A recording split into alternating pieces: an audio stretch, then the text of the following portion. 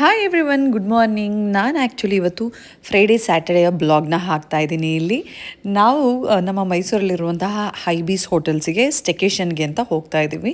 So ಹೋಗಬೇಕಾದ್ರೆ ನಾನು ಮತ್ತು ನನ್ನ ಎರಡನೇ ಮಗ, ಅವನ ಹೆಸರು ತೇಜಸ್, ಚೋಟಾಣಿ ಅಂತ ಕರಿತೀನಿ ನಾನು ಪ್ರೀತಿಯಿಂದ ಆ್ಯಕ್ಚುಲಿ.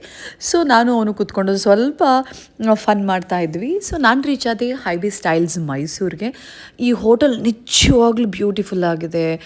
ಹೋಟೆಲ್ ಒಳಗಡೆ ಇರುವಂತಹ ಥೀಮ್ ತುಂಬ ಚೆನ್ನಾಗಿದೆ. ಹೋಟೆಲ್ನ ತುಂಬ ನೀಟಾಗಿ ಹೈಜಿನಾಗಿ ಮೇಂಟೈನ್ ಮಾಡಿದ್ದಾರೆ. ನಿಜವಾಗ್ಲೂ ನನಗೆ ತುಂಬ ಖುಷಿ ಆಯಿತು ಇಲ್ಲಿಗೆ ಸ್ಟೆಕೇಷನಿಗೆ ಬಂದಿದ್ದು. ಸೊ ನಾನು ಅಲ್ಲಿ ಹೋಗಿ ಕೀಸ್ ಎಲ್ಲ ತೊಗೊಂಡು ನನ್ನ ರೂಮ್ನ ಎಲ್ಲಿದೆ ಅಂತ ನೋಡ್ಕೊಂಡು ಹೋದೆ. ಸೊ ನನ್ನ ರೂಮ್ನ ನಾನು ಚೆಕ್ ಇನ್ ಮಾಡ್ತಾ ಇದ್ದೀನಿ. ಸೊ ನಿಮಗೆಲ್ಲ ಗೊತ್ತಿದೆ, ಇವಾಗ ಎಲ್ಲ ರೂಮ್ಸ್ಗಳಲ್ಲಿ ಕೀಸ್ ಇರಲ್ಲ, ಎಲ್ಲ ಕಾರ್ಡ್ ಸಿಸ್ಟಮೇ ಇರುತ್ತೆ ಅಂತ. ಸೊ ಇದು ನಾನು ಆ್ಯಕ್ಚುಲಿ ನಿಮಗೆ ನಾನು ಎಂಟರ್ ಆದಾಗ ತೊಗೊಳಕ್ಕಾಗಲಿಲ್ಲ. ಸೊ ಅದಾದಮೇಲೆ ತೊಗೊಂಡಿರೋದನ್ನು ನಾನು ನಿಮಗೆ ತೋರಿಸ್ತಾ ಇದ್ದೀನಿ. ಅಷ್ಟೊತ್ತಿಗೆ ಆಲ್ರೆಡಿ ನನ್ನ ಮಕ್ಕಳು ಎಲ್ಲ ಕಚಾಂಬುಚ ಮಾಡಿಬಿಟ್ಟಿದ್ರು. ಸೊ ಹೋಟೆಲ್ ಹೀಗಿತ್ತು. ಇದು ನಮಗೆ ಆದಂಥ ಸ್ಮಾಲ್ ಪ್ಯಾಂಟ್ರಿ ಯೂನಿಟ್ ಇತ್ತು. ಆಮೇಲೆ ಒಂದು hall with T V and ರೂಮಲ್ಲೂ ಕೂಡ T V, A C everywhere and tub, bathroom, very good bathroom ಎಲ್ಲ ಇತ್ತು ಸ್ಟೆಕೇಷನ್ಗೆ. Very nice hotel it was. So ನಾವು ಡೈರೆಕ್ಟ್ ಚೆಕ್-ಇನ್ ಆದ ತಕ್ಷಣವೇ ನಾವು ತುಂಬ ಹೊಟ್ಟೆ ಸಿಕ್ತಿತ್ತು. ಮಧ್ಯಾಹ್ನ ಲೇಟಾಗಿತ್ತು ಚೆಕ್-ಇನ್ ಆಗೋಕ್ಕೆ. ಡೈರೆಕ್ಟಾಗಿ ನಾವು ಅಲ್ಲೇ ಹೋದ್ವಿ ಊಟಕ್ಕೆ.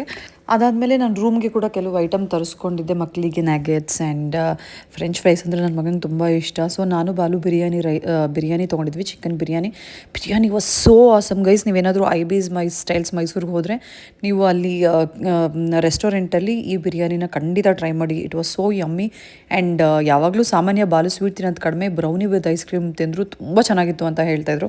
ಇವಾಗ ನಾನು ಕೂಡ ಎಂಜಾಯ್ ಮಾಡಿದೆ. ಅದಾದಮೇಲೆ ಮಕ್ಕಳೆಲ್ಲ ಮಲಗಿದ ಮೇಲೆ ಸ್ವಲ್ಪ ಫೋಟೋಸ್ ತೊಗೊಂಡೆ ನಾನು ಕೂಡ ಅಲ್ಲಿ. ಆ್ಯಂಡ್ ಫೋಟೋಸ್ ಜೊತೆಗೆ ಕೆಲವೊಂದು ಕ್ಲಿಪ್ಪಿಂಗ್ಸ್ ಎಲ್ಲನೂ ತೊಗೊಂಡೆ ನಾನು ಅಲ್ಲಿ ಆ್ಯಕ್ಚುಲಿ ಇನ್ಸ್ಟಾಗ್ರಾಮಲ್ಲಿ ಪೋಸ್ಟ್ ಮಾಡಬೇಕು ಅಂತ ಹೇಳಿಬಿಟ್ಟು. So it was really good. We really enjoyed the hotel and you know ambience was so good. ಎಲ್ಲ ಕಡೆ ರಂಗಂತಿಟ್ಟಿನ ಬರ್ಡ್ಸ್ ಥೀಮಲ್ಲಿ ಮಾಡಿದ್ದಾರೆ.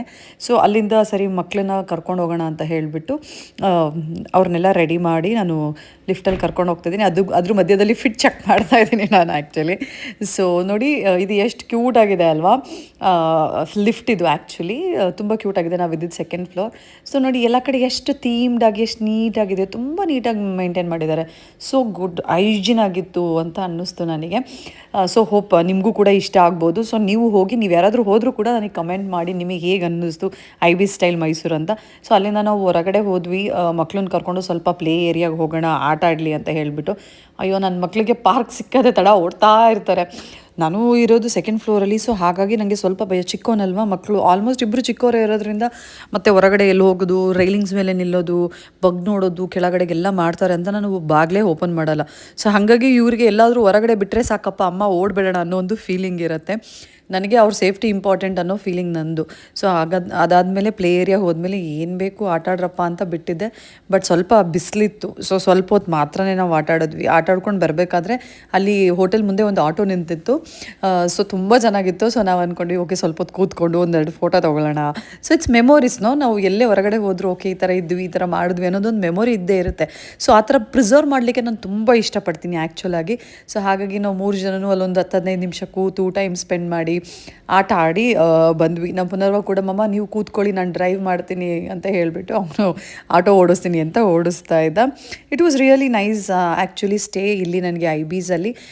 ನಿಜವಾಗ್ಲೂ one of the best hotel ಅಂತ ಹೇಳ್ತಾ ಇದ್ದೀನಿ. ಸೊ ಇಲ್ಲಿಗೆ ಈ ವ್ಲಾಗ್ ಮುಗೀತು. ಸೊ ನಿಮಗೆ ನನ್ನ ವ್ಲಾಗ್ ಇಷ್ಟ ಆಗಿದೆ ಅಂತ ಅಂದ್ಕೊಳ್ತಾ